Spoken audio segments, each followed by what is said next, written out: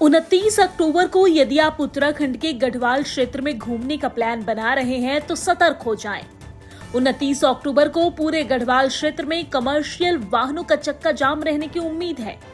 चक्का जाम होने से गढ़वाल क्षेत्र के लोकल लोगों को भी कमर्शियल वाहनों की सुविधा आवागमन के लिए नहीं मिलेगी।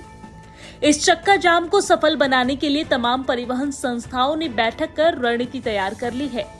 एम्बुलेंस, दूध के साथ ही इमरजेंसी वाहनों को चक्का जाम में चलने की छूट होगी।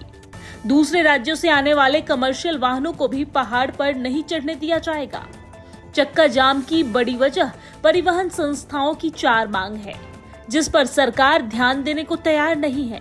इसलिए उत्तराखंड परिवहन महासंघ के बैनर तले तमाम परिवहन संस्थानों ने चक्का जाम करने की घोषणा की है।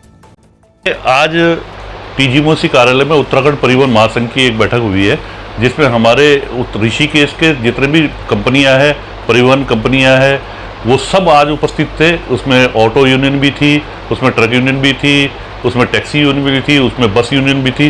तकरीबन जितने भी कॉमर्शियल वाहनों की यूनियन होती वो आज सारी उसमें शामिल थी। और एक मत से उसमें ये निर्णय लिया गया है कि 29 तारीख को एक दिवसीय चक्का जाम सरकार से के विरोध में किया जाएगा। उसमें कुछ मांगे हमारी हैं, उसको उन मांगों को हमने सरकार को भेजा हुआ है। अगर सरकार की 27 तारीख को एक बैठक है, उस बैठक में अगर वो मांगे नहीं मानी जाती है तो 29 को हमारा चक्का जाम होगा। पहली मांग, जो सबसे बड़ी मांग है हमारी, कि पूरे उत्तराखंड के अंदर सरकार ने 2-3 साल पहले एक नीति बनाई, उसमें एक नियम शर्त लगा दी कि प्रत्येक वर्ष 5% के हिसाब से सारी कमर्शियल वाहनों में टैक्स ऑटोमेटिकली बढ़ जाएगा।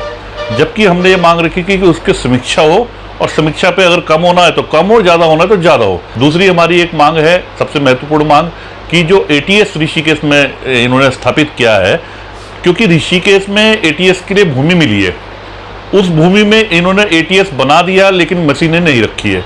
अब वो एटीएस की स्थापना इन्होंने प्राइवेट वालों को दे दिया है लाल तप्पड़ पे, जो यहाँ से 25 किलोमीटर का एक चक्कर पड़ता है, 25 किलोमीटर जाना, 25 किलोमीटर आना।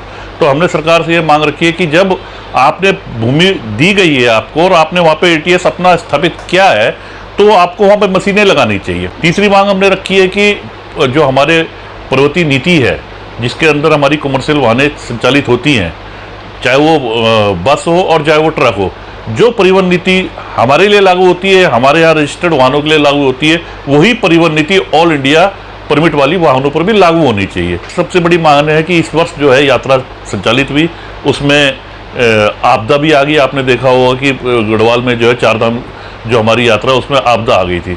तो उसको देखते हुए हमने सरकार से 2 साल के टैक्स माफ़ की, जितने भी कमर्शियल वाहन हैं उनको टैक्स माफ़ी के लिए आवेदन किया है।